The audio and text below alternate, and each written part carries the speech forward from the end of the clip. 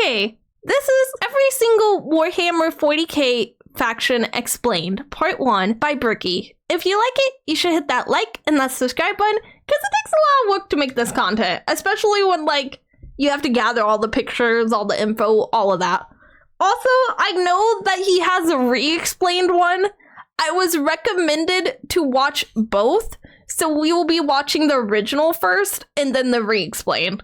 Because I was told that the original is more entertaining and funnier, but the re-explained is more accurate. As someone who doesn't necessarily serve the Omnissiah, but someone who can appreciate them, you will not be getting my legs today, as I will be replacing them with various things depending on which faction we are currently talking about to add a little bit more Wait, this one kind of works for him. Hold up, this one kind of works for him. Maybe he should leave this set on. Context and possible comedy too. Oh, wait, this set's even better. Wait a second, he should leave this set on. Does this make him a 50% VTuber if he just has VTuber legs? Also, I think these are the back of the legs. This is very unhealthy. Whatever the hell I am currently doing. So, hello everybody, my name is Bricky, and this is going to be a long video and a large project that has been going on for quite some time. This is, I need 2 hands for this. This is every single Warhammer 40k race in kind of a nutshell, explained, a little bit of explanation, okay. A little bit of... I was thrown off for a second because he said race, and I was like, wait, I thought this was a faction video. Then I was like, I gotta check. Lore, a little bit of talking about the tabletop, mostly lore, what they're all about, and also a little bit of background for those of you who just have no clue what Warhammer 40,000 is. Now you see, Warhammer and Warhammer 40,000 is a universe people hear plenty of, but don't know a whole lot about. They see, oh, there's these dudes in big power armor with chainsaw swords, and they got these big old green orcs, and there's some bugs over there, and everyone calls these guys weebs, and then there's these spiky bitches over here, and I don't get it. I don't understand. This sounds like me before I watched his first Warhammer video. I was like, I don't know anything about this except for it gets kind of dark. Damn, where do I start? Well, this video is particularly for you, or for those of you who have a little bit of knowledge. Oh, that's me. But you're kind of curious about each of the different races and factions in Warhammer. So overall, the Warhammer universe is vast when it comes to lore and background, and each different faction is so different with the things that they believe in, and some are human, some are transhuman, like where they all have all these crazy ass electronics on them. You've got aliens and you've got the chaos factions, and there's so much to entail that I decided to embark on this project to tell you what each and every single one of them is about, and what the Warhammer universe is about as well, to give at least a little bit of an intro to this extremely bloated but very, very enjoyable world that I and many others partake. Extremely deep lore. There's so much, like, I guess that was one thing coming into Warhammer that I didn't realize, and I guess I should have probably guessed with how big, like, well, I didn't really know there was video games before. I thought it was just tabletop before, but I didn't realize how big the lore was. Like, there's a lot of lore, but also, like, there's a lot of interesting lore. It's not just, like, random nonsense. Like, it actually, like, from what I've seen so far, like, obviously, with different authors and stuff, you'll have to retcon some stuff and change some stuff. So it's not always consistent, but I understand that. But, like, it has a lot of lore that kind of, like, goes together, and I think that's really cool. I want to read the books. The books are piquing my interest because I like the Overlord light novels, so I think I would like the Warhammer books. So, I will be explaining every single faction in the Warhammer 40k universe, at least all the factions you can play as, and some smaller factions here and there. I will not be discussing absolutely everything in it because that is a little bit much, and I'm not going to go too mega deep into the lore. I'm going to give you a pretty solid overview of each of the different factions and have you learn a little bit about them, and we'll discuss a little bit of the tabletop as well in case you were curious about that. But for this episode entirely, we are discussing the Imperium of Man. Hell yeah. Because that takes up a fat chunk of Warhammer lore. Oh, boo-hoo! What is Warhammer 40,000? Well, the 40,000 starts off is the year 40,000. The 41st millennium, that's where it takes place, is in the year 40,000, 41,000 AD. You're already more knowledgeable. I'm already bigger brain. Let me read you a quote, first of many quotes in this video. It is the 41st millennium. For more than 100 years, the Emperor has sat immobile on the golden throne of Earth. He is the master of mankind by the will of the gods, and master of 1,000,000 worlds by the might of his inexhaustible armies. He is a rotting carcass, writhing invisibly with power from the dark age of technology. Okay, but also, like, come on, like, just the description alone, without the picture even, like, the description alone goes so hard. Like, the idea of somebody just sitting, like, on a throne, rotting into the throne, yet they're still alive, that's so cool. That's so cool. I love that. That's so cool. I really enjoy the lore so far, and I've, like, last night I went through everybody's comments on YouTube, and now I know even more about it, so now I'm even more hyped than I was the first time we watched this. He is the carrion lord of the Imperium, for whom 1,000 souls are sacrificed every day so that he may never truly die. To be a man in such times is to be amongst untold billions. It is to live in the cruelest and most bloody regime imaginable. These are the tales of those times. Forget the power of technology and science, for so much has been forgotten, never to be relearned. Forget the promise of progress and understanding, for in the grim, dark future, there is only war. There is no peace amongst the stars, only an eternity of carnage and slaughter, and the laughter of thirsting gods. Everything blows, and it blows fucking hard. Warhammer is probably the most dark and depressing universes ever in fiction. Yeah, I could see that. Or at least like top 3. Everything is so absurdly horrible, destructive, or overpowered that it all kind of ends up canceling itself out. It's like Dota. War rages across the galaxy. Interstellar travel is only possible due to sacrificing 1,000 souls a day to a rotting carcass of a man who you believe to be your god. Demonic gods and just demons tear open the fabric of reality on a whim. Other Xenos or even other humans end up killing each other in untold billions across the galaxy. Okay, but like, I can see why this is like, I can see why there's no happiness and no peace in this universe. Like, it doesn't seem like I would want to live here. Like, there's always the jokes of like, what universe would you want to go to? I don't care what universe I go to as long as it's not this or Goblin Slayer. Those are my 2 requirements. The Emperor's literally in limbo, not dead, but not alive either. That's so cool, though. Warhammer basically invented Grimdark as a concept. Oh,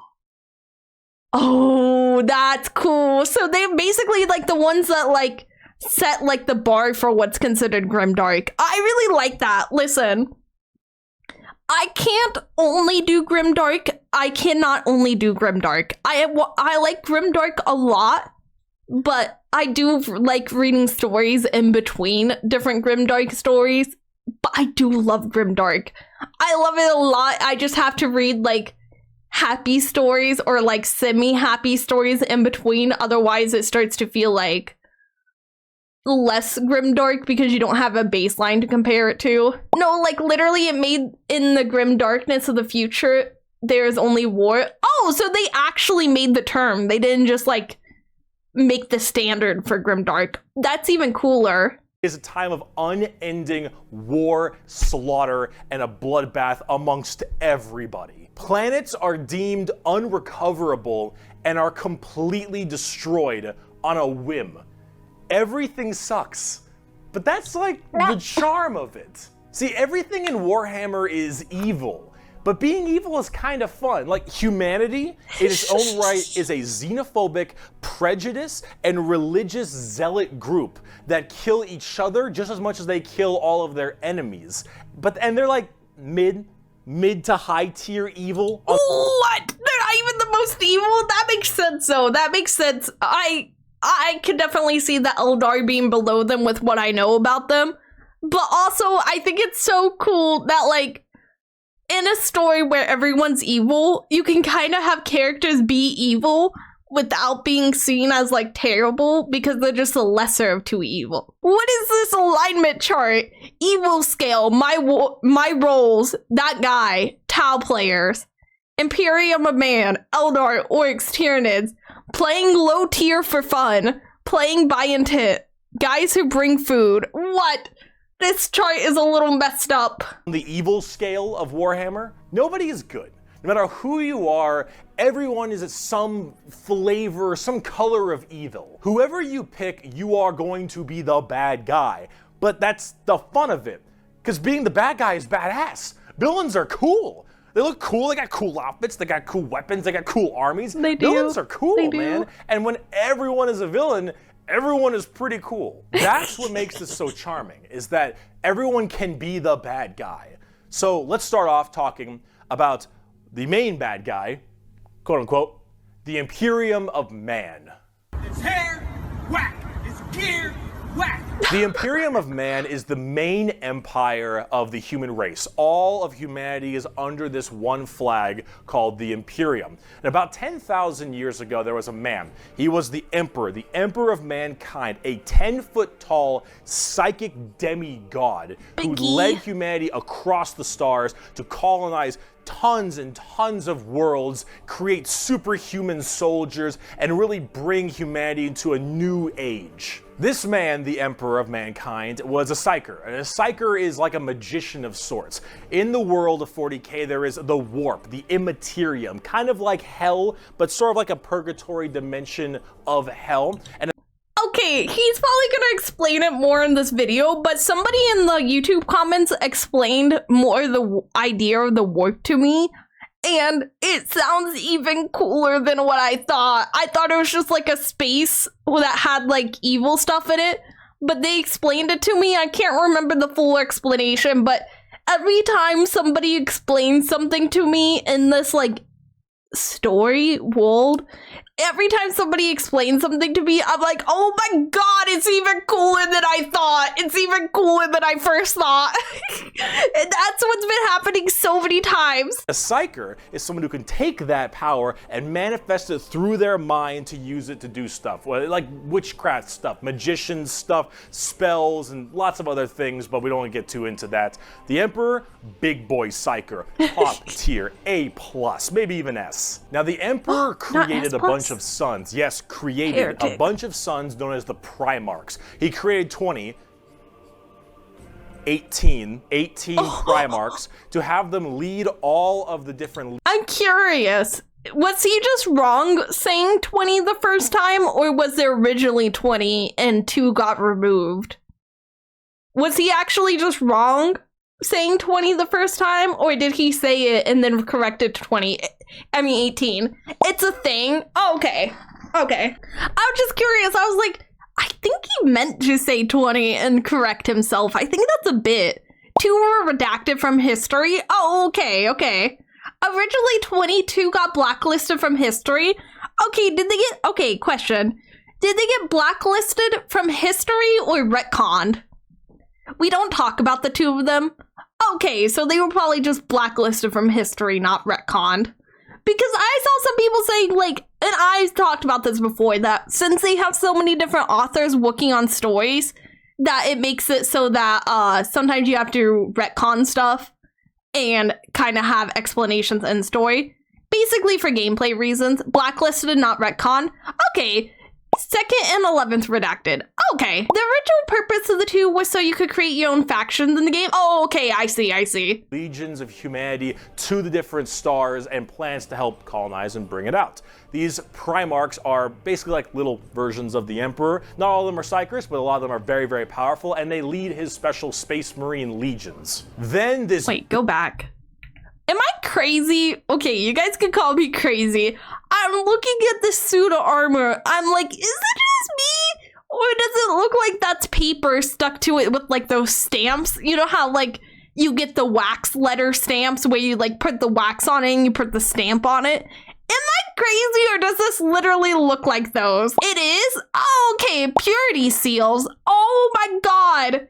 That's so cool. Okay, that's cool. Like I said, every time people like expand on stuff that I question, it makes the world even cooler. Like every question I've had, it's always been like a cool answer.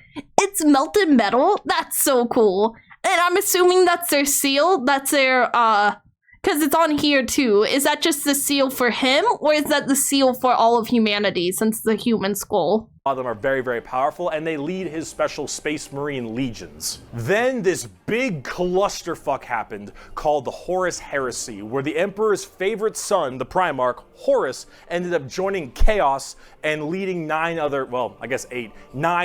the 18, half of his Primarchs directly to Earth to fight down the Emperor himself. Now, if you want to know what Chaos is, remember what I mentioned earlier, the warp, that Immaterium, the hellish place? In there relies the 4 Chaos gods. Imagine like Satan and 3 other Satans. The okay, but also, wait, go back. I love how this is reaching out the ground. I love this art. I said before in the last time we watched it, I really like how they don't feel the need to make every single one look humanoid. Like, obviously, like, this one looks a little humanoid. This one kind of looks like super buff humanoid. But, like, these two really only are bipedal. They don't really have that much in common with humans other than the bipedalness. It's fan art. It's such cool fan art, though. Do they have official designs for it? Or is this just like the fan art based off like what they think it's supposed to look like? Nope, they have no form. Oh, okay.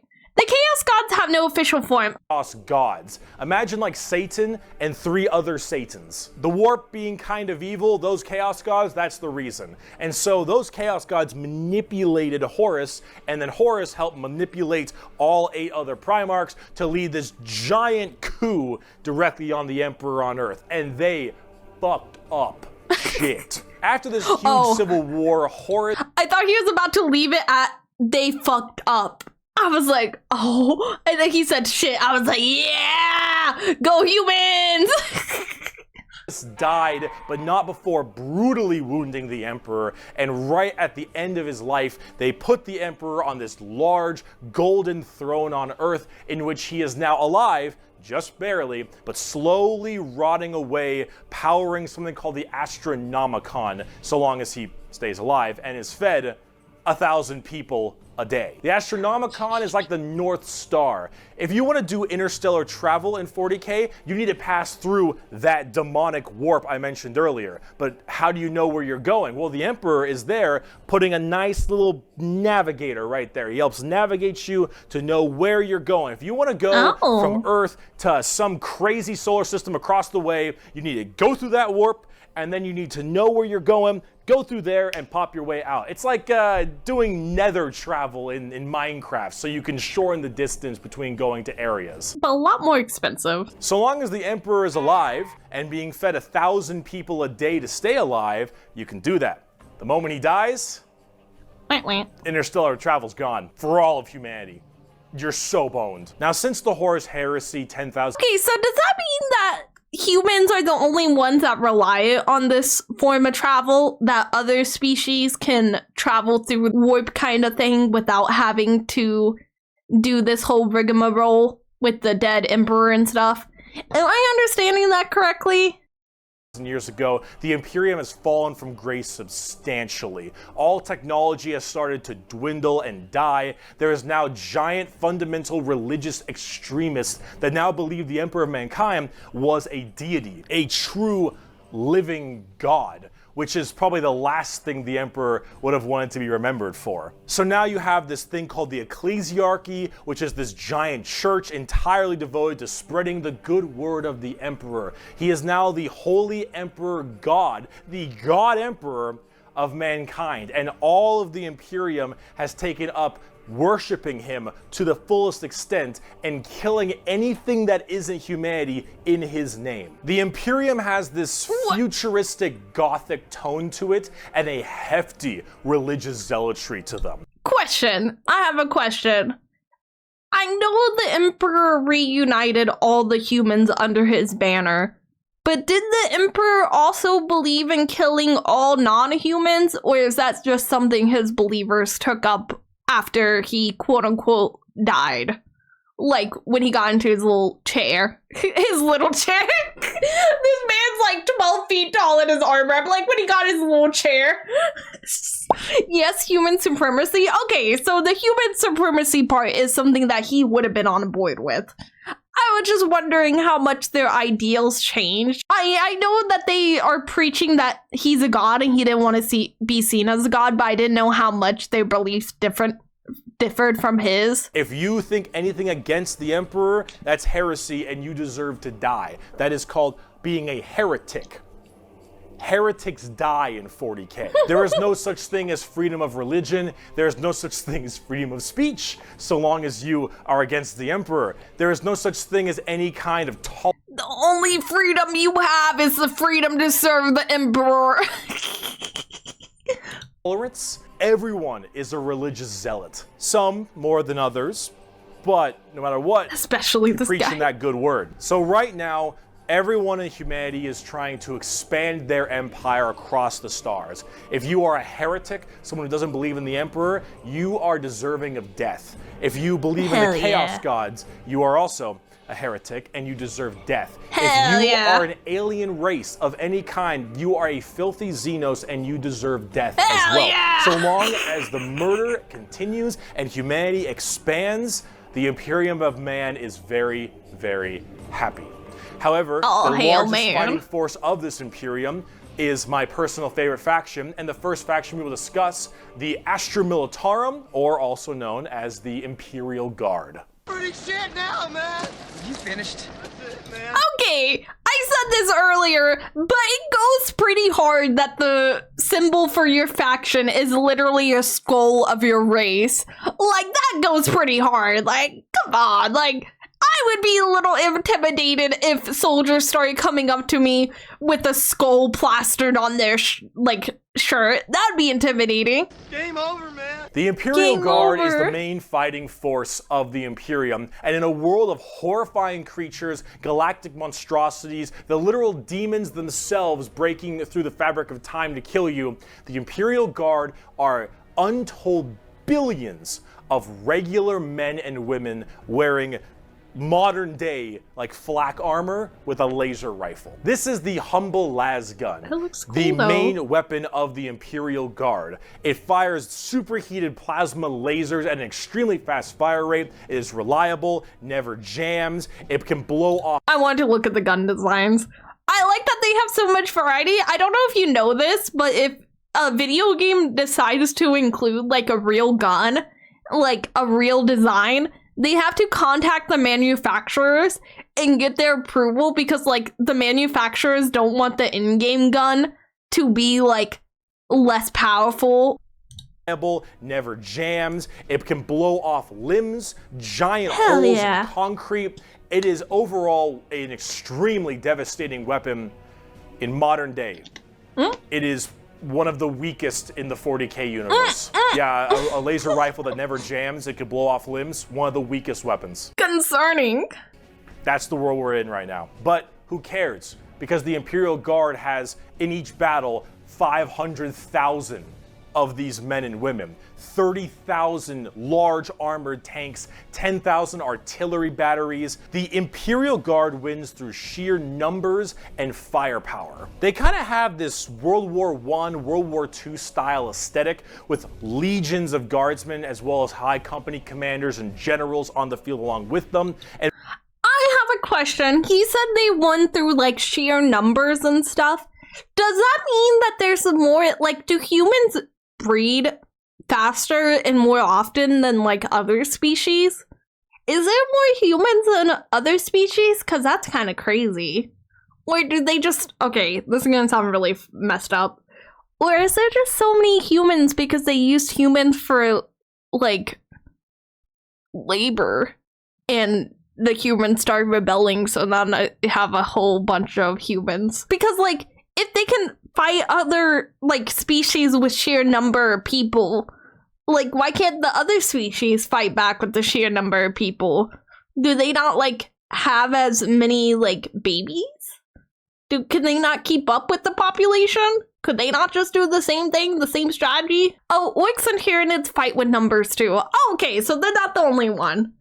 Okay, so that strategy only works so long. Multiple kinds of troops. A normal Imperial Guard battle starts off with artillery, long lines of artillery, cracking the crust of the planet underneath the enemy's feet. What? And as this barrage continues, hundreds of thousands of guardsmen, a sea of guardsmen surges forward, firing and charging at everything possible while the planet rumbles as tanks roll up behind them. Gunships block out the sun and tanks block out the dirt with the steps and hoofprints of millions of guardsmen. It is through numbers and sheer sundering firepower. They are the first and last line of defense for the Imperium and make up a huge bulk of the battles. The Imperial Guard is also made up of tons of different kinds of regiments. The Catachin jungle fighters live in a death world that's more hospitable than almost any firefight they'll ever get into. So I couldn't imagine going to alien planet for war. I get that, like, they're specialized unit. I do get that, so they probably go to planets that's kind of required to, like, wear less clothes because it's hot and humid. But, like, I couldn't imagine going to battle where the weakest weapon is a rifle that can blow off limbs and you're just raw dogging it, sleeveless and tummy and chest out. Like, that's wild. I couldn't imagine that. But also, like, I'm glad I get to see it because, like, abs. they just have this steroid-looking, giant knife, Rambo Predator-looking sons of bitches, where nothing is anywhere near as scary as a simple night on their home planet. You have the Valhallan Winter Soldiers who haven't felt their toes in 300 years, the Mordian Iron Guard who are more interested in making their shoes shine than actually fighting a battle, and then of course the big one, the Cadians from Cadia. The biggest export of guardsmen in the entirety of the Imperium. You will find— Okay, this guy, I didn't notice it last time we looked at it, but this guy looks cool. This guy looks cool. Okay, I have like two things I want to say about this picture. This guy looks cool. And also, this guy looks like he's like glaring down at the other guy's butt. Is it just me, or does it look like he's like glaring down at the other guy's butt? Am I crazy? It looks like he's like glaring down at it like, why are you so caked up? We're about to go to war. your first gun at 5. You will disassemble and reassemble it at 10. You will have pounding artillery drills day in and day out at 15. And you'll fight your first swarm lord at 16. And if you mention Cadia, you will burst into an unrelenting amount of tears and sadness like I do daily. To quote, I have at my command an entire battle group of the Imperial Guard, 50 regiments including specialized drop troops, stealthers, mechanized formations, armored companies, combat engineers, and mobile artillery. Over 500,000 fighting men and 30,000 tanks and artillery pieces are mine to command. Emperor, show mercy to the fool that stands against me, for I shall not. The Imperial Guard are my personal favorite faction in 40k. They're the army I collect the most, the ones I enjoy playing the most, and the one I enjoy in the lore sense a lot. There's something about just a regular man with a laser rifle being told to charge the horrors of this universe and willingly doing so for his god emperor. It's just poetic. They actually represent the main Imperial Guard tactics pretty well. Large amounts of artillery that doesn't require a line of sight, lots of tanks, tons of infantry, drop troops, and gunships. Overall, they're pretty similar to how they sound, though a little bit expensive to collect, unfortunately. And they don't hit a lot. They have a bit of a bad aim, but you don't really care because you're just drowning them in shots. However, if you want more accurate fire and specialization, we can move on to talk about Spetsmarines. Yes! Oh my god! I was gonna ask earlier, I was like, they're gonna talk about Space Marines, right? That was the only thing I knew, like, I had seen before coming into the last video with it. I hadn't seen anything besides the Space Marines. Angels of Death are up next. Space Marines are genetically engineered super soldiers and superhumans. They're given extra organs, their skin tissue is toughened, their bones are stronger, they're taller than the average person. They're pretty massive people, and these are the specialized super soldiers that carry out a lot of the more specific tasks for the Imperium, and there's tons of legions of them. In fact, there's one per Primarch. Each Primarch, the Emperor's son, as I mentioned before, oversees their legion of Space Marines. The genetic upgrade they get is based on the genes of said Primarch. I guess I know he has a video just about like the what is it called? The Space Marines. So he probably gets into like what the extra organs are, but like they have extra organs. I can't imagine, like, other than like psych stuff, I can't imagine what the extra organs would do. That's kind of crazy, just the idea of having extra organs in your body. Is this the chart for it? Because I see that it says like it's pointing at, it says anatomy Astartes. Are these extra organs as well?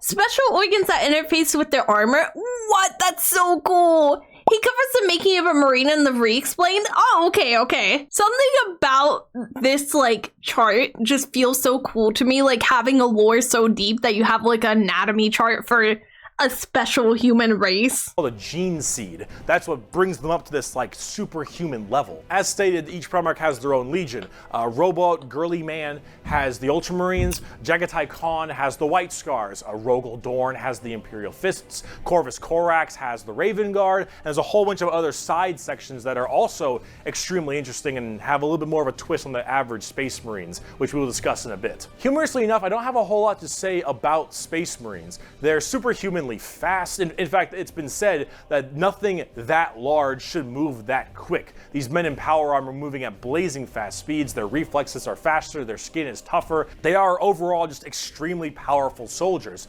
In fact, where they differ comes down to which Space Marine Legion we're talking about. For instance, the Ultramarines. Marine recruit mortality is also like 79%, but it's not 100. I like my chances. Are there, okay. Please don't yell at me. Please don't yell at me. Are there women Space Marines? There are not. Okay, I thought they, at one point, were like, we're gonna make a woman Space Marine. And then people are like, why? There's already a woman faction. Done by Robot Gilliman, are the main blue boys. Strong in almost every way, the jack of all trades kind of group that are a little bit too strong, and that's a lore problem, but the White Scars by Jagatai Khan are all about speed freaks, go fast. We're talking attack bikes, we're talking land speeders. You want to go in quick, you want to hit them hard, you want them to be swarming around like buzzflies. Buzz saws. What? With the speed of buzz saws. Keep going, you got this. Fuck you, Pale King. What? Salamanders love fire. Fire in the forge, fire in battle. Flamers, melta-guns, multi-meltas. Just so long as something can be burning, that's big. And they're also actually some of the nicest of the Space Marines. A lot of Space Marines have this kind of like holier-than-thou thing because of their genetic strength. However, the Salamanders tend to put human lives above the lives of themselves, which is actually rather rare. I like that the different factions have different personalities, because that makes sense, because like even like between the Marines and the Air Force and like the Army, like there's kind of the stereotypes of like what you're more likely to be and based off your personality. There are the stereotypes for those, so I like that they have the different like factions within the Space Marines that have different like ideas and different like kind of priorities. I love the Salamanders. I love the Salamanders too. I said before, I'm such a sucker for characters that have like their own set of like values and morals, and it kind of reminds me of that, like choosing to value human life even though like you could just like focus on the battle, or like you don't have to, like you could see yourself as superior to them but you don't. They're also all black, but not like just regular black, like 2 a.m.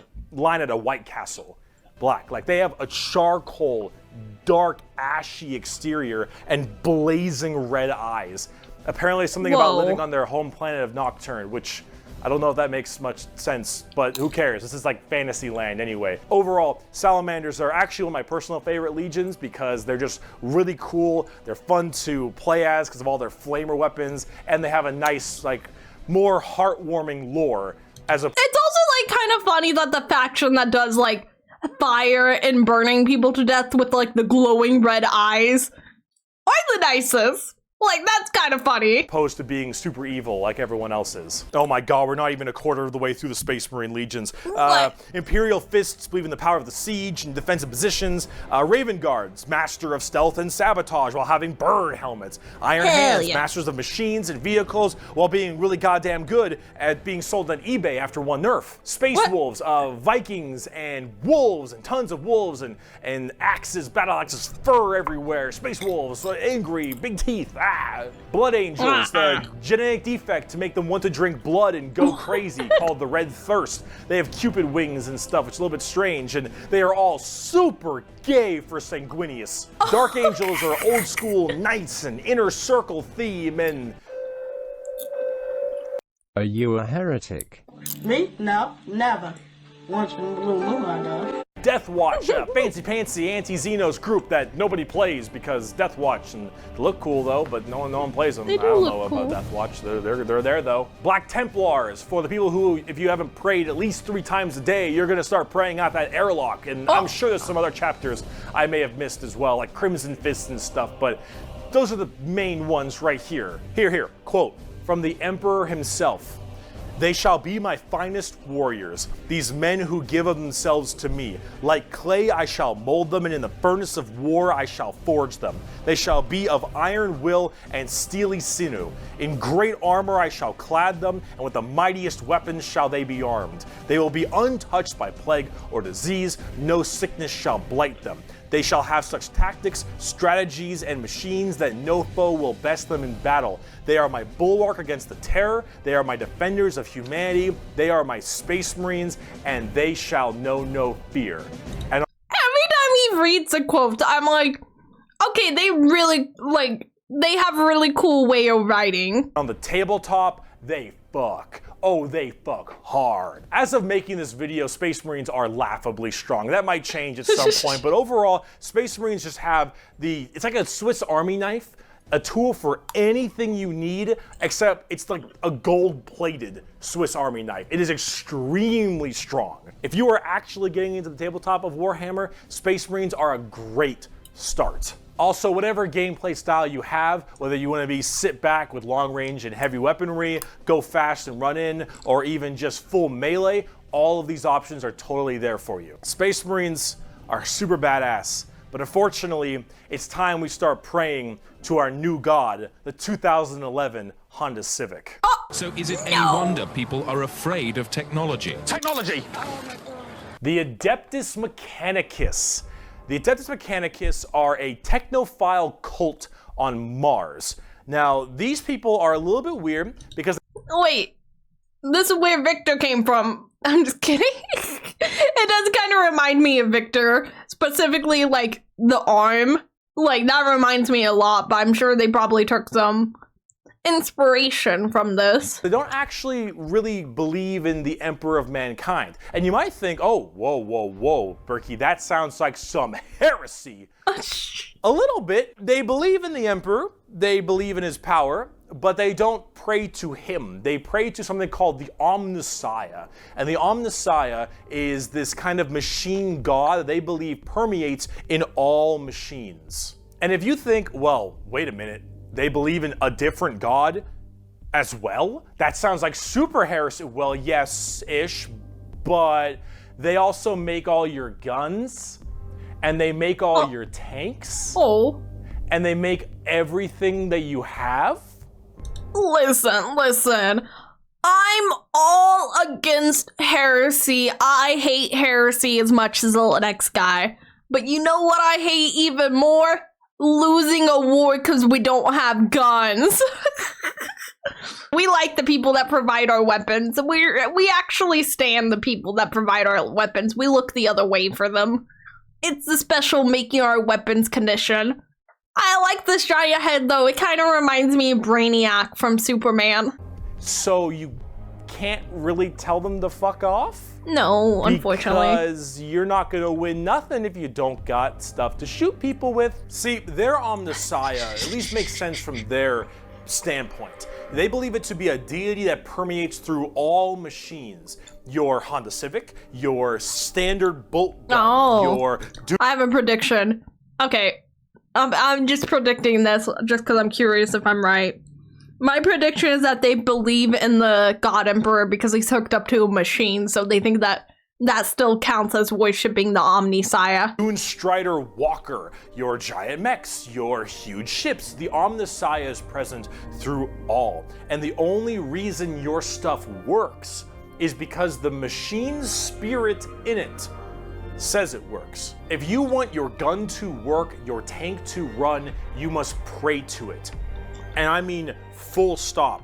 You need to start chanting in high Gothic. You need to burn incense. You need to sit on your knees and pray to that car. You need to rub oil on your robes, and you need to go ahomina, homina, homina, homina, homina, homina. Full stop. If you want your damn thing to work, if you want your gun to fire, you need to do that. They are very bizarre, and they actually have a bit of a point because it's obviously working. And if you look at them, I don't know how that works. So they obviously know something about what they're doing. The most notable member of the Adeptus Mechanicus is Archmagos, whatever, Belisarius Call. Look at this dude. Look at this dude. Yeah, this is the group we're talking about. Why does he look like... Weird... He looks like he has one of those horse feeders. You know how you put those things on your face to eat? Here, the Omnissian Creed. The credo, Omnissiah. There is no truth in flesh, only betrayal. There is no strength in flesh, only weakness. There is no constancy in flesh, only decay. There is no certainty in flesh, but death. Flesh is weakness, flesh is death. The Omnissiah is the god of the machines, and if you wish to be whole, if you wish to be holy, if you wish to give unto him, you must saw down your limbs and remove your organs and replace them with mechanical parts, because that is what he wants, and that is how you will become enlightened. Listen, chat, listen. I don't want to sound judgmental here. But I actually don't think you guys like watching me unless you're ready to saw off your legs and cut yourself open and replace your little gutty works with some mechanical parts. Listen, I don't want to sound like I'm judging you, but like, are you guys really that dedicated if you're not cutting off a few limbs for me? Like, come on. What, you have 2 legs. Just give me one of them. You got 2 legs for a reason. I want your legs. I want your arms. I want something that costs an arm and the leg. Give me the arm and the leg. Hard technophiles mixed with religious extremism. Adeptus Mechanicus. Now for their army side of things, they are with the Scutari. The Scutari operate with very bizarre weaponry and lots of different kinds of vehicles, tanks, and different people in between. They're very weird, but they have extremely wacky and enjoyable, and in fact quite effective both in the real game and in the lore, weaponry and gear. Overall, as an army on the tabletop, they're very weird and have a whole bunch of different shenanigans. Okay, I'm glad that they work as an independent faction, because like if they weren't strong in the game, that would be really weird since they provide weapons for the Space Marines and stuff, and apparently the Space Marines are overpowered, so it would be really weird if they weren't also good in the game. That would throw me off so much. But if you like kind of that quirky, wacky techno thing, I'd give them a pickup. Hell, they're so paranoid. I gotta keep going. They're so paranoid and crazy. These Dune Striders you see right here, one guy was able to make them work. One guy, and he died. And they're so scared they'll never work again that they keep them on and they never turn them off, and they run around in a circle the whole time until they need them, and then they corral it and they go into battle. What? Yep. The Adeptus Mechanicus. Now, I like that though. I like that. That's a really cool concept. I thought he was going to say that he took their brain that when the guy died, they took his brain out so that he could keep fixing it. But I like that even more that they won't turn it off. That's so cool. The paranoia is so real here. I love it though. I love that they have like that deep-seated like. If you want to talk about faith though, let's talk about the Sisters of Battle. Yeah! A simp has fallen for an e-girl in Lego City. The Sisters of Battle of the Adeptus Sororitas, if that's how I pronounce it correctly, is an all-female group of battle sisters going through the ecclesiarchy section of the Imperium. The ecclesiarchy is, of course, the church. Okay, for a second, he's switching out his pants every faction. And for a second, I thought this was supposed to be a censor bar. I was like, why are you censoring yourself when the ladies are on screen? Like, are they that hot? Can you not control yourself from the waist down? I was like, what the heck? This is, imagine a private army of the church, which is scary. That and is it insane. The sisters are an extremely zealotous force, and they take this to a full extreme. They believe in three main things: faith, martyrdom, and fire. Through the bolter, the flamer, and the melta, the Sisters of Battle are extremely potent at taking out chaos. I just realized he's wearing a... Look at these heels! I was just looking at it starting from the top down. I was like, wait a second. Sadly, the sisters don't like mutant, so the cat girls, which are canon in Warhammer, aren't allowed to join. Sorry, Laya. My girlies. I'm not allowed to join my girlies. This is BS. I'm sorry, but this whole thing is BS. It's okay. Oh, I'll make it through. I thought I would be able to join the girlies, but apparently I'm not pure enough. I'm an inbred cat girl. Inbred mutant cat girl. I'm not allowed. It's okay. It's fine. Okay. It's fine. Would they step on me at least? Would they still step on me at least? And heretics, mainly heretics, because as they are a fighting section of the ecclesiarchy church, that's the big thing they want to kill. Yeah. Any form of heretic will face the Emperor's justice through those three main weapons: the bolter, the flamer, and the melta, and they will do so with extreme prejudice. Oh no. Literally. They are the closest things we have to none. Yes, and much, much more. I don't know if I want much, much more. He just said the splitter, the melta, and the flame. I don't know if I want that much, much more. I'm okay if they just step on me and walk away. Listen, I don't want to sound like I'm telling them what to do because, like, you know, they're strong, independent girlies. I wouldn't tell them what to do, but, like, maybe the stepping on would be fine. Maybe just that. Maybe we just leave it at that. That sounds good. We'll just leave it at the stepping. In space, and I'm talking hardcore nuns. They carry holy fire on their backs. They have holy like books and sigils all across their armor. Their main battle tank is a fucking pipe organ missile launcher. They have small babies that they have like removed their brain capacity to make them little servant cherubs to fly around and give them ammunition and shit. They drop churches from low orbit as mini drop pods onto battles. They drop churches into battles and they blare war hymns and holy music from their frigates in low atmosphere and shower holy water across the battlefield. This is so cool! I love how hard they go on it! I love how hard they go into the religious aspect for them. That's so cool. These are the people you are dealing with, and they're fucking awesome. Yeah, they are. can literally stave off demons.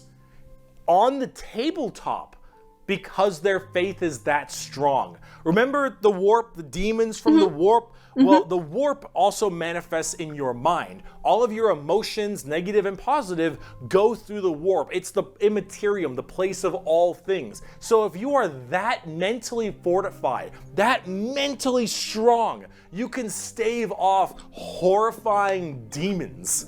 And all these girls, oh, not a crack in that mental armor. Now, as much as a meme as they are, and as much as their models look a lot like Ongo Gabloglian, yeah, which I can't unsee anymore, I gotta say, I love their design. I think they're extremely cool. They're another army that I'm currently collecting. They just released a whole new line of figures very recently, and they look wonderful. They look Everything so cool. from Celestine, the living, literally undying saint, from the triumph of Saint Catherine, which is literally a funeral procession as a model. Those organ tanks that's so I mentioned cool. earlier. This shit is the most over-the-top badassery in I think that's why I like it. The over-the-top part is why I think I like it so much. I like that they lead into it so incredibly much. a lot of the Warhammer universe, and goddamn it, is it over the top. But Sisters of Battle are so cool. While I'm a They're guardsman so cool. at heart, oh, this is such a cool faction. By Bolter Shell, Flamer Burst, and Melta Blast, the mutant, the heretic, and the traitor alike are cleansed of their sin of existence. I don't want to get So it cleansed has of my been for existence. 5 millennia, so shall it be until the end of time. And speaking of burning demons, I can see! I can fight! the Grey Knights are the first army I actually collected back in 7th edition. The Grey Knights are a super secretive and much more old school look at power armored knights, except they are all psychers. All of them have that crazy space cool. magic magician shit. For every 100,000 guardsmen, there's 1 Grey Knight. For every 10,000 Sisters of Battle, there's 1 Grey Knight. For every 1,000 Space Marines... Wait, how many Sisters of Battle did he say? For every 10,000 Sisters of Battle, there's 10,000. 1 Grey Knight. For every 1,000 Space Marines, there's 1 Grey Knight. Grey Knights are the strongest of the strong, both in mental will and absolute just strength. These are Space Marines that are all high-level psychers, all of them able to specifically do one goal, and that is kill demons. The Emperor believed that the demons of chaos were the #1 threat to the Imperium, and he probably is right. However, this group is entirely based on doing that through a myriad of tactics. Coming from the planet, or I guess the moon, of Titan in the Sol system, the Grey Knights are thrown through extremely rigorous training and are as clear of mind and soul as they possibly can be. Since the demons of the warp are the warp and your mind projects to the warp, people can go insane very fast, especially lower level psychers. These Grey Knights need to be able to harness the warp in the presence of demons and stay perfectly sane. One of their characters, one of my favorite characters, is named Castellan Crow. He has a demon blade, the black blade of Mahamahama. And he has to have it on him because it tempts everyone nearby, constantly beckoning them. Use my power, use my strength, suck my penis, whatever the possibility. And so he has to keep it on him all. If I had the sword, it would be saying step on me. All the time, as this thing whispers to him consistently, and he has to stave it off forever, being alone in his chambers or on the battlefield, because anyone who gets too close to it might be tempted a little too hard. He is that pure of heart and mind, and all the characters in the Grey Knights are basically like that. The only issue is that Grey Knights have a scorched earth policy. Oh, that's not cool. More ways than one. If they're fighting demons, demons corrupt and make people crazy. So if I'm a guardsman and I'm fighting demons and the Grey Knights arrive and they kill all the demons, I'm a risk. And so, guess who's not making it out of there? On the tabletop, they're very strike fast, strike hard kind of people. They teleport all around the place. They are fast strike groups, small amounts of models because they're so dang strong. You only have so many characters, but with it, you get in there, you're very tough, very tanky, you hit really hard, and you try to bounce around the battlefield quickly, but you don't have numbers. Does it limit you when you do the tabletop game? Like, does it say you can only have, like, this many of this type of character? Or can you only, like, is it only that many models available and you can't, like, reuse models? Yes. Okay, so it does limit you in the sense that it says, like, you can only use this much of this. Okay. The less powerful the unit, the more you can have. It depends on the points. Oh, okay, that's cool. I like how that's done. Sorry, I had, like, a sneeze that, like, passed, like, and I didn't get to sneeze, so now, like, my nose has that feeling like it needs to sneeze. And so every dead Grey Knight hits really damn hard. They're fun, though, if you like that kind of fast-striking kind of army. Oh, and also, Caldor Drago is a thing. We're not even going to get into Caldor Drago. All right, that is, oh my goodness gracious. I am the hammer. I am the mail about his fist. I am the spear in his hand. Though we are lost, I am the shield on his arm. I am the flight of his arrows. I am the hammer. I am the sword. I am the shield. I am a soldier at the battle at the end of time. Grey Knights are pretty hardcore. They are as holy as you can get for a Space Marine. If you like Space Marines and you want to, you know that they're holy enough, you want to be holier? Grey Knights. Now, if you want to be holier and big, let's talk Imperial Knights. Ooh.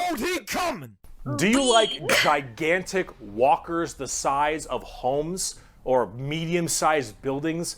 Do you want to kill heretics, but you want to kill like 40 of them per turn? Yeah. Do you want a gigantic old-school knight noble house style of walkers with giant chainsaw arms? Then you got Imperial Knights. Hell Imperial yeah. Knights, it's not a whole lot to talk about them because they're just gigantic walkers, but they have this old-school like house feel to them, like literally like they're houses. Each Imperial Knight comes from a house, and each of them act in their own special way. These behemoth of walkers also destroy almost everything in their path, killing full swaths of squads in a couple shots, stepping on legions. Question.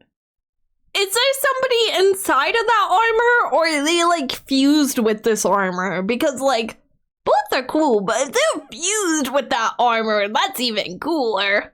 Yes, there is a pilot, and sometimes they're fused. Okay, that's really cool. That's really cool. I like that.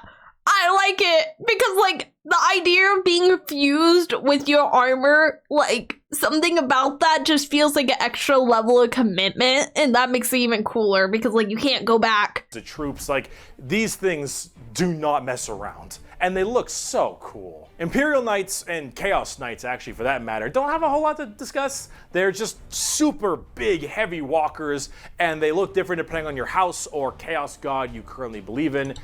Knights are single person, Titans are a whole crew people. Okay, so this one's a knight, but the bigger ones are Titans, is what I'm understanding. And overall, these things are just really cool if you want to murder They are everything in your cool. path. They're the big, scary, big unit of Warhammer, and if you want to collect them, go to town. They make for a great painting project, too. Getting more back down to Heard. Earth, let's talk something about a little bit different, a little more gold. If guardsmen are regular soldiers, Space Marines are super soldiers, Grey Knights are super soldiers, the Adeptus Custodes are super soldiers cubed. The Adeptus Custodes are the third major army I own. I know, 3 armies. I know, I got carried away, okay? But that's all. I only have 3, okay? They are our final brand of Space Marines, but these ones are super special. Okay, Super if duper. a guardsman is 6 foot, a Space Marine is 7 feet, a custodian is 8 feet. What? These are the giant defenders of Holy Terra, which is also Earth. Earth is Terra, Terra. Themselves. These are the people that literally guard the Emperor's throne room, hence Custodes. These boys protect the Emperor's throne room at all times and are literally like handcrafted people. They're not humans brought up by a gene seer or something. These are all handcrafted super soldiers. I think from a tube. These behemoth of men are like 8 feet, 8.5 feet tall, and functionally immortal. They stand still, spear in hand, for hundreds of years without the need to sleep and barely even the need to eat, watching over the throne room and every other area of Holy Terra for their entire purpose in life. And oh my lord, are they terrifying. These custodians put Space Marines to shame. If you liked your super soldiers, these are your super mega soldiers. One of these men... Okay, that's pretty cool, the idea of them just sitting motionless. It kind of reminds me of how some animals will go into like almost like a hibernation during the winter so that they don't use as much resources. Can take on probably 3 Space Marines and most likely win. There are many different groups of custodians as well, like the Solar Watch, or there's also one of my personal favorite, the Aquilon Shield. The Aquilon Shield go out to seemingly unimportant individuals and protect them because they believe that they are going to be doing something very important in their lives. For instance, let's say a regular guardsman gets the protection of this giant 8.5 foot tall golden god because that guardsman will end up becoming a general one day or something of that nature. The custodians work in mysterious ways and are almost always outnumbered but never outmatched. These people are pretty horrifying, both on the tabletop as well as in the lore. There are very few of them, however, and there's actually an extremely small amount of them, but that's kind of the point. There's only so many of these people that can have war gear this strong, weapons this powerful, and training this good, and the custodians have all 3 of it. For 100 years, I stood my watch amidst the somber shadows of the Sanctum Imperialis. I was still as a statue, but always ready, always attuned to dangers unseen. Days, months, years passed by in a frenzied blur beyond those walls, yet within, little moved and nothing changed. For 100 years, I did not but wait, yet had any threat appeared, I would have struck it down in a heartbeat. For 100 years, I stood my watch, and as it ends, I can tell you this: patience is a weapon. The custodian. Okay, he said as it ends, I can tell you this: patience is a weapon. Does that mean that they only serve for so long and then they like they can leave and like somebody else takes their place? Or am I misunderstanding that? Because that makes it seem like, oh, you stand watch for like 100 years, then you go and do other stuff. Like, you're only stuck in this one spot for 100 years. It's on rotation. Oh, okay, that makes sense. That makes sense. So they're just rotating out for the next shift, basically. Okay, my 100-year shift is over. Time for the next guy. Custodians are the top dogs of the Imperium, and they hurt just that same way. Though I do want to discuss a little bit about the Sisters of Silence before we get out of here, because the Sisters of Silence I also have a few of, and they're... Oh, this is the group that you guys were telling me that works alongside them, I'm assuming. I'll let him talk. I was just like, when I saw them, I'm like, oh, ladies in gold armor. Really fun, but they don't get enough attention. These kind of bald plume ladies are a whole group of pariahs, or also known as blanks. We'll be referring to them as blanks from now on. So as every mind is somewhat connected to the warp, these blanks are a genetic mutation that has it suppressed heavily. Because of that mind suppression, normal people feel this weird, like, uncomfortable nature when around them. When a Sister of Silence walks past them, you feel ill. You feel just uncomfortable and strange. So most of them don't actually live past childhood, because once they are birthed, they're, well, you know, killed or something at a very young age, because they just emit a horrifying aura. Okay, that's less cool. That's less cool. I'm like, oh, they have like aura that makes people feel unsafe. That's so cool. And then he's like, most of them don't survive because turns out people kill their kids when they're freaked out by them in this world. Which, like, makes sense. It makes sense from a lore perspective because, like, in a world where humans can become warp holes and let in the demons, my child is freaking me the F out. I'm gonna have to kill her. I mean, that's kind of what it comes off as, is like, I'm scared of my kid and I know all this bad stuff has the potential of happening, so I'm just gonna get rid of the kid, you know, just to be safe. I mean, little Timmy over there, when I gave birth to little Timmy, he didn't freak me out like this, so obviously this is a little Tina problem. Ladies, however, are guardians of the throne as well for more psychic threats. See, none of the custodians are psychers, so they have a difficult time dealing with major demons and other kinds of psychic phenomena. These sisters are extremely specialized in it, all of them taking a vow of silence as they don't speak, hence the term Sisters of Silence, but they communicate through hand gestures and things of that nature. But if there's a demon issue, if there's any kind of warp-based problem, the sisters are extremely adept at dealing with them, thanks to their blank gene. They normally work a lot of time with the custodians because they have to deal with both kinds of threats, but they're not represented that way on the tabletop. In fact, they only have like one real model for them, which is very unfortunate. I hope they'll get some like news soon, because I think they should really be working together as it is that way in the lore, but hopefully we'll get there soon. But if we're talking about blanks, let's talk assassins. My precious power ring, gone forever. It's been a long video. We're about to round it out. We got this and one more human thing, and then we're done. The assassins, though, the Officio Assassinorum, oh boy, these people are deadly. Yeah, they're called assassins. You got any more pixels, bro? Bro, what is this picture? I can see the individual pixels. Look at this. I can see the pixels coming off the characters. They're so sneaky. We couldn't get a picture of them without the pixels. They should be, but oh man, these people will mess you up. So these are from the Officio Assassinorum, a very special organization, and they are handpicked by the Grand Master of the Officio Assassinorum from the, what was it called? Schola Progenium. It's basically an orphan school. Your parents got murdered by demons or something, you get sent to this and you get trained to be whatever. Oh no. Tempestus Drop Troop, an Inquisitor maybe even. Maybe you get a blank gene and you get thrown into the Sisters of Silence, or sometimes you just disappear. When you are taken, however, you go to one of 4 temples, because the... Are the people that disappear people that are get fed to the Emperor? Are that the people that disappear the people that get fed to the Emperor? Hold up, is that the people? I mean, there's a lot of ways you could go disappearing, but like, we got an emperor that eats people's souls. Assassinorum works in the temple style of things. These temples are the Vindicare, Caluxus, Calidus, and Eversor temples. Let's start with the Vindicare. I'm far away. I've been sitting here for 3 weeks. Wait. I was like, where'd he go? Hello, Pookie. Take a picture of him. Look, guys, he's smaller than me. You guys can't call me small anymore. I'm far away. I've been sitting here for 3 weeks. 3 weeks. Poof! The Vindicare Temple is the main sniper-based temple. Gigantic sniper rifles for all these assassins.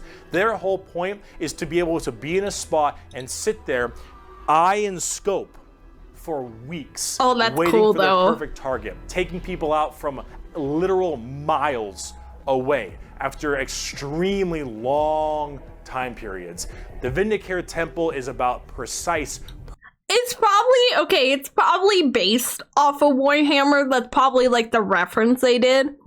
But they remind me of the snipers from They Are Billion. Their design kind of reminds me of that. But I think They Are Billion came out probably after this. Perfect aim. There have been reports of Vindicares being able to single out particular body parts from over 2-3 miles away. Temples in the head, the jugular, for instance, and been sitting there after weeks. And when they're ready, take that shot. Time is done. Packs them up. The Calidus Temple, however, is a lot more about shape-shifting and deviant art. It's mostly a female-based one, or at least it seems to be, and this allows a lot of body augmentation for certain individuals to be able to kind of transmorph themselves and infiltrate areas that are problems. These assassins will end up taking missions that take them years, 2-3 years, to infiltrate a heretical group and slowly work their way up, just to get enough time to put a bullet into the main target's head and then escape unharmed. Or become the main target and sabotage it from within. These are all completely about deception, mind tricks, polymorphing, and everything in between. And lots of drawings. But The Eversor Temple. Just kind of disturbing one. The Eversor Temple is about when you don't want any. sorry, that's a disturbing one. That's a disturbing one. Like, we heard about them shoving extra organs in people's bodies, and we heard them talking about, like, yeah, if you're a mutant, they'll kill you. And then, like, with what's the group? The one with the knights? Was that the one? The ones that, like, they kill everyone around, even, this group, the Grey Knights, where they kill everyone around. If you happen to be on the battlefield, then you're getting taken out as well. Isn't that what they do? Am I crazy? To come back alive, friend or foe. You want it all dead. An Eversor is psychogenically conditioned with just psychotherapy and psychological torture to only feel violence, hatred, and anger. It does never the mind, this is Clockwork worse. Orange style of thing of just making you forced to watch never-ending pain and misery and psycho conditioning, I guess is the term. And then they pump you full of tons of psychedelic drugs and they cryo freeze you. And then they drop Maybe. you in an area where they just want to make sure everything is dead. And then you defrost, full of just all this insane, mind-boggling psychotherapy and psychedelic drugs. And you just go to town. That ain't healthy, you dog. don't care if anyone comes back alive. You're like, all right, lost cause. Send them in. Finally, there's the most bizarre temple, the Caluxus Temple. The Caluxus assassins are feared even among the other temples. So that blank gene, the people will go to the Caluxus Temple with this as well. And this is where they can harness that to be massively anti-psyker or even just anti-regular people. They are seen with extreme fear and distrust among many, many people. They are described by the Eldar by quote as being pure evil. Imagine that uncomfortable feeling from that blank gene I mentioned, and then imagine them being taught and given equipment to amplify it by 100. If normally regular people feel uncomfortable, now they are basically akin to being a siren wailing directly in your ear. And if you're a psyker, oh no, the sheer presence of a Caluxus assassin is enough for you to tear your skin off. You will rather gouge your eyes out and rip your nails off than even being near this person. The Caluxus assassin is when you want psychers to literally lose their minds, and they will go on their knees and ask you to gun them down because it is a suitable choice over being anywhere near you. The motto of that temple is, that which is unknown and unseen commands the greatest fear. Now for the tabletop. Oh my god, though, the fact that they look so cool. They look so cool. And the idea of just like pumping someone with so many drugs that you can't control them, then immediately shoving them in the freezer before they can actually act on all the drugs. That's so cool. That's so cool. Like, I don't know. That's just something I never really thought about. Like, it's a cool concept. Assassins aren't that special. You can call them in no matter what Imperium faction you are, and they do a lot of work for themselves, but at the same time, they're very specialized and require a lot of finesse. And they work the way you generally want them to, though. You want to cause some distortion and weird stuff, you take a Calidus. You want to just murder swaths of infantry and then blow up Eversor. You want to kill that one guy, Vindicare, and if you have a lot of psychers, Caluxus. It's a nice little, like, jack of all trades if you have a specific thing you want to kill. And you get to choose which is really fun. But now, let's talk about the last human faction. We can round this video out before we do part 2. The Inquisition. We have a lot to talk about with them. Oh, that's so cool. I thought we were done with all the religious factions, but I guess in a weird way, all of the factions are religious since they worship the God Emperor, and then they also have their guns made by people that are worshipping the like mechanics and the guns and like anything. On the subject of heresy! Oh boy. Where do I even begin with the Inquisition? Take every secret police you can think of.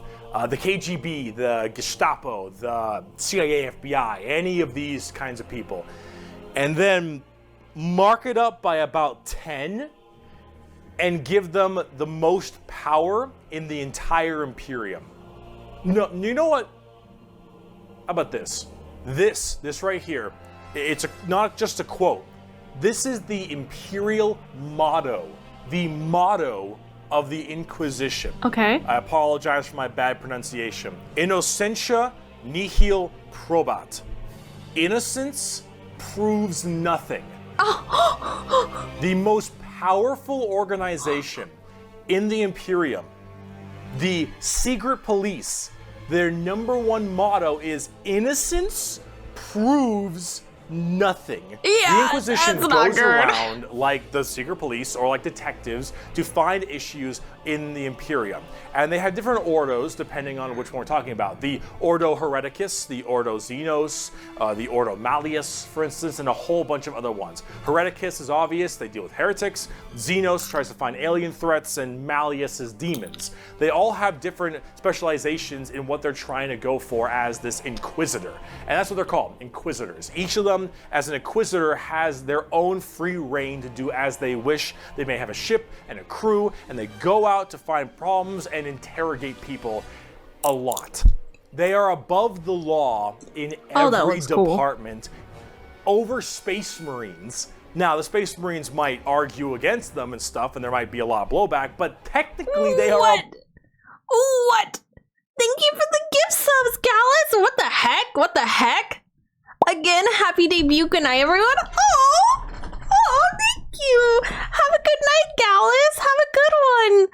I really love the idea of like a space church. Like all the aesthetics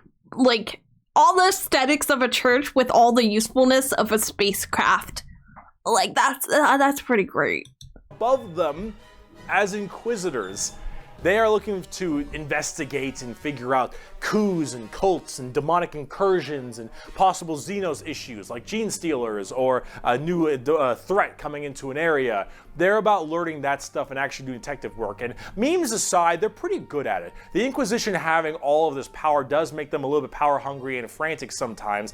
And yes, it is still a bad thing, but most of them are pretty good at their job. And they spend a lot of time being very diligent to make sure that all of these leads they follow are proper and correct. They're basically space detectives with just enormous power and sometimes a bit of a power complex. And we haven't even talked about Exterminatus yet.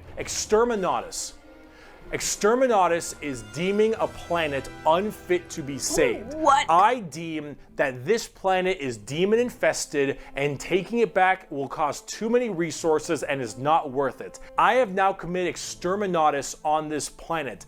I will now sign the death warrant of an entire Imperium planet as it is unfit to take and better to be destroyed than allow the enemy to hold it. This can mean saturation bomb. That's insane. Just having the power to be like, that's a lost cause. Guess we're getting rid of it. That's insane for somebody to have that power. Bombardment. This can mean cracking the planet's core and breaking it apart. Doesn't matter. Render this planet inhospitable to all life. Yes, the innocence proves nothing people are the only people who can choose this planet must die in its entirety. Yeah, you're playing the villain. Now it is memed a lot, but most Inquisitors are very rare to do Exterminatus. Exterminatus is a very crazy thing. There's only so many worlds that you don't want to destroy all of them. Now naturally, with the memes aside, there are some people who are a little bit rough on this one. But most Inquisitors generally don't like to do Exterminatus a ton, but it is an option they have. And it's a crazy option when you think about it. Secret Police Inquisition are unfortunately not represented on the tabletop very much. You generally kind of put one in your army if you feel like it. You have a couple special options there and some side content, but they're not really fleshed out very well, and personally they need a lot more stuff put in there, and they really need a lot more effort put into them, and they're not quite where I want them to be. Overall, the Inquisition makes for a lot of the best storytelling as well, because it's a little bit hard to talk about a big story of a whole bunch of Space Marines killing something, right? It's just a big battle story. It's not as interesting. Having that intrigue and that moral dilemma that an Inquisitor has makes for a lot better media. I And can see honestly, that. the more people do it, I think it's better, because then it adds a little more humanity to the Warhammer horrible, horrible grimdarkness. And wow, we just finished the humans, all right? Come back for part 2 when we talk about Chaos and Xenos, because we got to talk about the 4 Chaos Gods and all the Chaos Marine Legions and the Tau and the Necrons and the Orcs, and oh boy, we got a lot. I'll see you in part 2. I like that. I like it a lot. I enjoyed that a lot. I liked learning about the different factions. Oh,